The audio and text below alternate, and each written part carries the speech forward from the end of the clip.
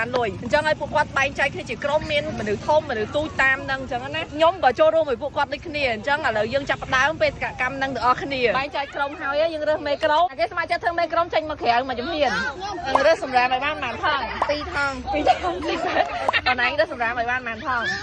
1 2មួយគេ$1អូ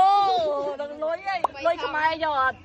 អូអូនេះ3ថងលើគេតែសម្រាប់ឲ្យបានប៉ុន្មានថង2ថងក្រុមស្រីសិតតែប្រុសក្រុមនេះគឺមានមនុស្សស្រីតំណាងមួយហើយរើសសម្រាប់ឲ្យបានប៉ុន្មានថង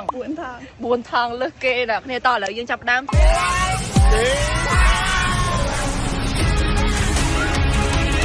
ទាំងទូចទាំងធំrồiអស់ហាគេនេះដើរតាមគេរើស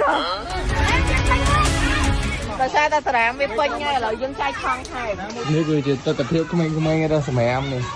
ញ៉ាំដៃញ៉ាំជើង